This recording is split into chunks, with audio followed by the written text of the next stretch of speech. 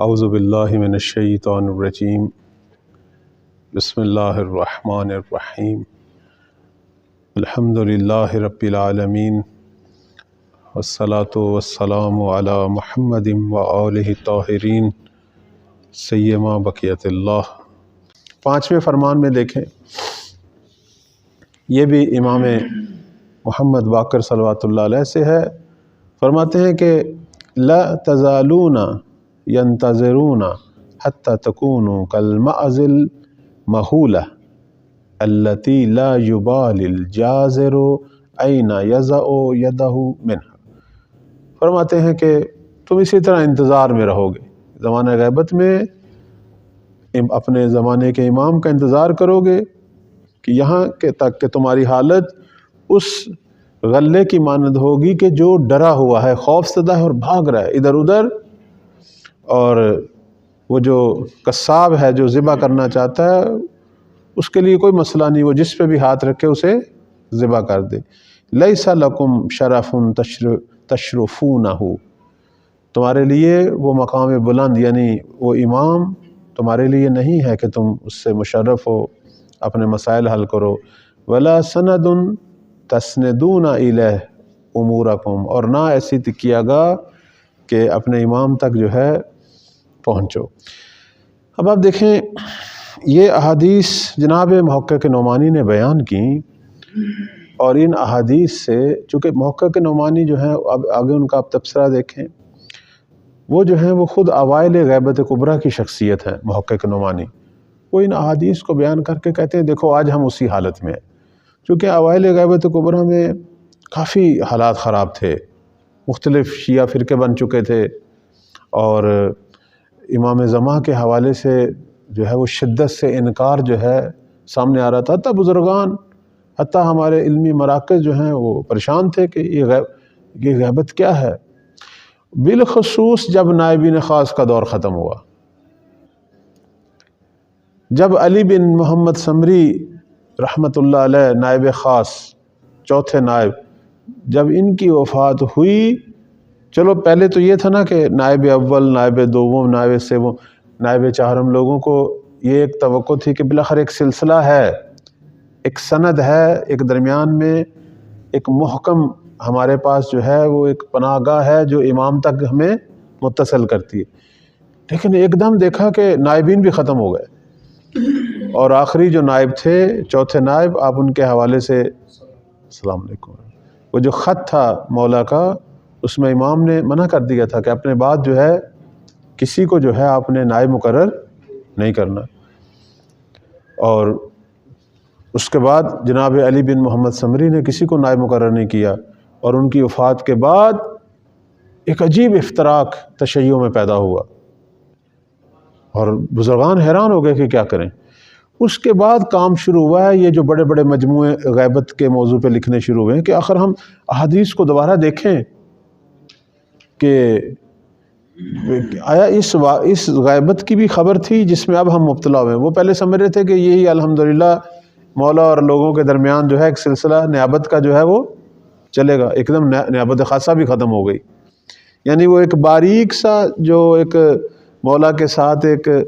نازک باریک سا ایک جو تعلق تھا وہ بھی ٹوٹ گیا، اور یہ بہت بڑا بحران تھا تشیع کے لیے۔ گمراہ ہوئے کافی لوگ، مختلف دیگر جو فرقے تھے اس زمانے میں جن کی حکومتیں بھی تھیں، جیسے اسماعیلیہ، زیدیہ، حتیٰ بعض صوفی فرقے، علویہ، غلات، وہ آ گئے میدان میں اور انہوں نے اپنا کام شروع کر دیا۔ اور آپ کی خدمت میں عرض کریں، اور اسی دوران جو باقی جو دیگر مکاتب ہیں جیسے معتزلہ ہیں اور دیگر اہل تسنن کے جو اہل حدیث، انہوں نے بھی آ کے جو ہے وہ کام شروع کیا، اور بالاخر تشیع جو ہے ایک دفعہ ایسے لگتا تھا جیسے بے مہار ہے، ان کا کوئی رکھوالا نہیں ہے، کوئی نگہبان نہیں ہے۔ پھر ہم دیکھتے ہیں اسی زمانے میں یہ شخصیات سامنے آئیں۔ عجیب بات ہے کہ مثلا اس زمانے کی سب سے بڑی شخصیت جناب کافی جو ہیں، محقق کلینی صاحب کافی، یہ بھی انتقال کر گئے۔ محقق کلینی کا اور علی بن محمد سمری کا ظاہراً انتقال ایک ہی سال میں ہوا ہے۔ اور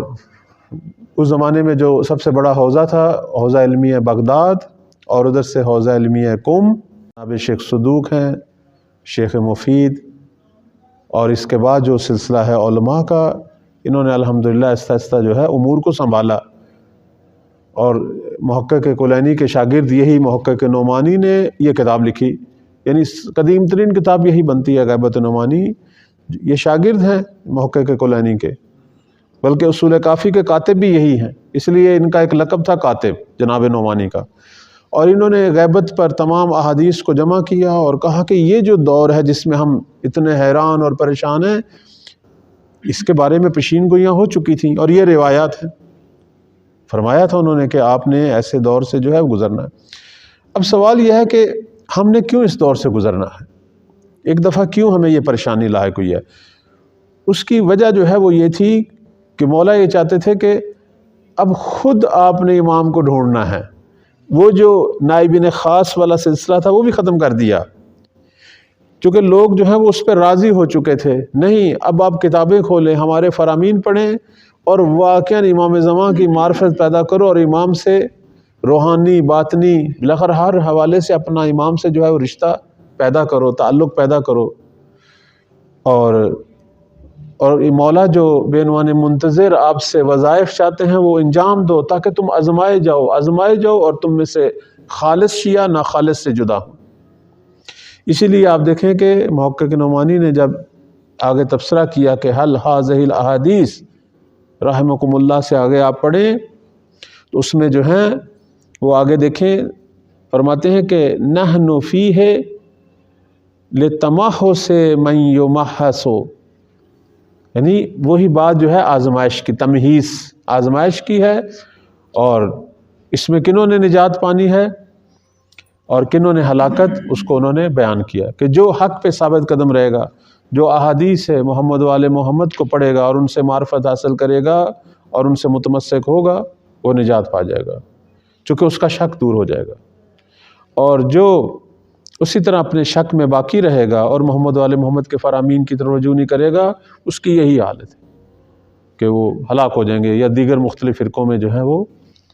ان میں چلے جائیں گے اور اپنا ایمان جو ہے وہ ہاتھ سے دے بیٹھیں گے۔ آپ دیکھیں کہ اسی کتاب کے بعد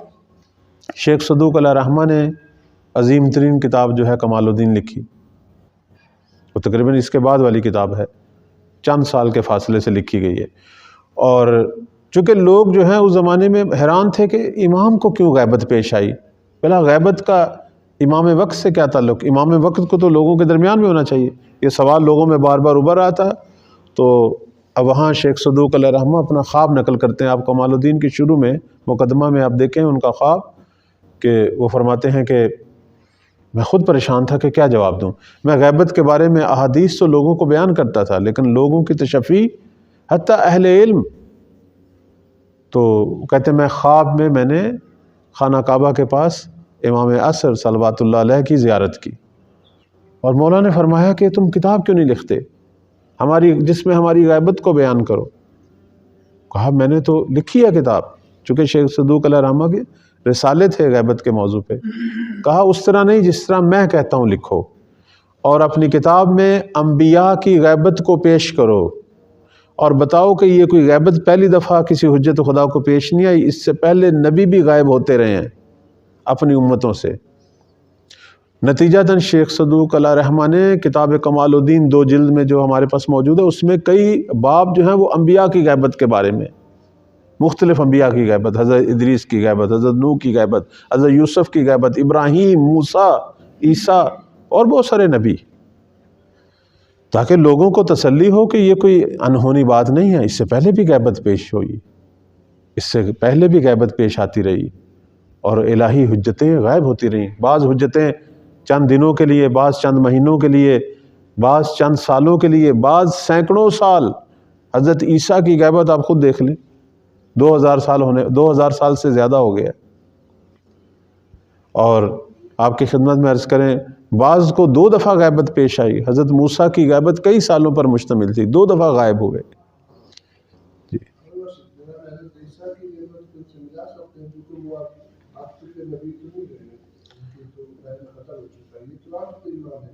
جی آپ کی خدمت میں عرض کریں کہ ایک حجت خدا جو معمور ہوئی تھی بے عنوان پیغمبر، اسی زمانہ نبوت میں اللہ نے ان کو لوگوں سے اٹھا لیا، اور اس کے بعد کئی سو سال تک اپنی امت سے غائب رہے، یہاں تک کہ پیغمبر بعدی آئے۔ درمیان میں کتنے سو سال کا فاصلہ ہے؟ 600 سال کا فاصلہ۔ انبیاء آتے رہے ہیں، لیکن صاحب شریعت پیغمبر آخری یہی تھے۔ تو 600 سال حضرت عیسیٰ گویا اپنی امت سے غائب رہے، اس کے بعد آخری نبی آئے۔ اب بھی وہ حجت خدا جو ہے وہ غائب ہے، یعنی کلی غیبت کو حساب کریں تو 2000 سال سے زیادہ بنتا ہے، لیکن اپنی امت کے حوالے سے اگر ان کی غیبت کو شمار کریں تو 600 سال تقریباً بن جاتے ہیں ان کی غیبت کے۔ تو اور ان کی امت بھی انہی کی منتظر ہے، اور حضرت عیسیٰ کے ذریعے دنیا عیسائیت نے اسلام لانا ہے۔ دنیا عیسائیت جو ہے وہ حضرت عیسیٰ کی منتظر ہے،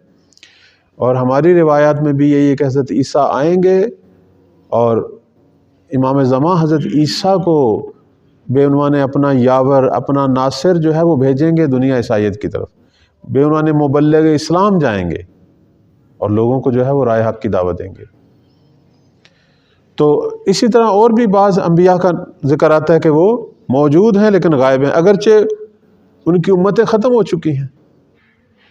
لیکن وہ موجود ہیں، اور کہتے ہیں کہ زمانہ غیبت میں مولا کے ساتھ جو ہیں وہ مانوس ہیں، ان کے ہمراہی ہیں، اور اس زمانہ غیبت میں بالاخر امام کے ساتھ مل کر جو ہے وہ کام کر رہے ہیں۔